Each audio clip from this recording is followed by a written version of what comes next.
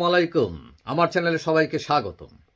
আপনারা জানেন যে বাংলাদেশের অবস্থা খুবই খারাপ পর্যায়ে, বিশেষ করে প্রধানমন্ত্রী শেখ হাসিনা পদত্যাগ করে ভারতে চলে যাওয়ার পর দৃশ্যপট বদলে যায়। ওই যে কোটা আন্দোলনে ছাত্রদের দাবি দেওয়ার প্রেক্ষিতে এবং জন অসন্তোষের কারণে শেখ হাসিনা পদত্যাগ করতে অনেকটাই বাধ্য হন।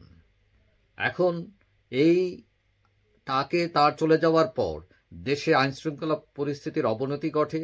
বিভিন্ন জায়গায় জ্বালাও পোড়াও, আগুন, লুটতরাজ, এমনকি পুলিশ অফিসেও, পুলিশের থানায় হামলা করা হয়, আগুন দেওয়া হয় এবং অনেকেই নিহত হয়েছেন। সাম্প্রদায়িক সম্প্রীতি বজায় রাখার জন্য বিভিন্ন রাজনীতিক বললেও সংখ্যালঘুদের বাড়িতেও আক্রমণ হয়েছে।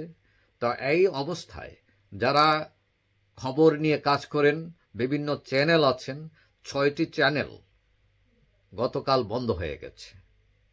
এই 6টি চ্যানেল হচ্ছে 71 টিভি, সময় TV, ATN news, ATN Bangla, গান বাংলা, এশিয়ান টিভি, বিজয় টিভি, মাই টিভি।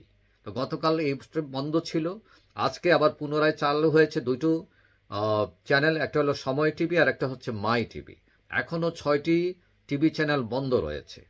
মূলত এই বন্ধর কারণ হচ্ছে যে গতকাল বারিধারায় 71 টিভিতে ভাঙচুর করা হয়েছে, বাংলা মোটরের সময় টিভিতে ভাঙচুর করা হয়েছে এবং এটিএন বাংলার যে কাউরান বাজার অফিস আছে এবং গান বাংলার অফিস আছে, সেখানে ভাঙচুর করা হয়, গাড়িতে আগুন দেওয়া হয় এবং অনেক যে যন্ত্রপাতি ইকুইপমেন্ট আছে সেগুলো নষ্ট করা হয়। এই যে হামলা, বিশেষ করে যেসব চ্যানেলগুলো আওয়ামী লীগপন্থী ছিল, যাদের মালিক বিশেষ করে, সেগুলোর উপরই বেশি হামলা হয় এবং এই হামলায় অনেক সাংবাদিক নিজের নিরাপত্তা অভাব বোধ করছেন এবং অনেকেই তাদের অফিস ছেড়ে চলে যান।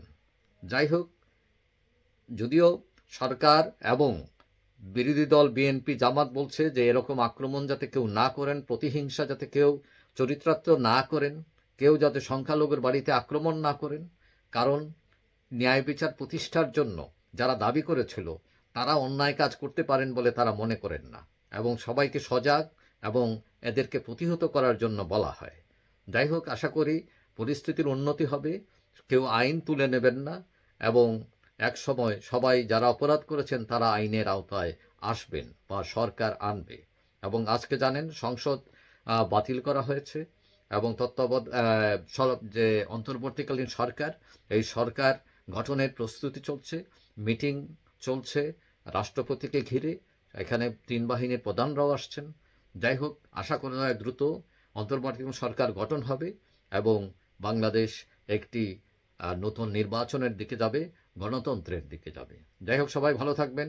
আর যারা আমার চ্যানেল সাবস্ক্রাইব করে ইচ্ছা করলে করতে পারেন, তাহলে পরবর্তী ভিডিও আপনার কাছে অটোমেটিক চলে যাবে। সবাই ভালো থাকবেন। আল্লাহ হাফিজ।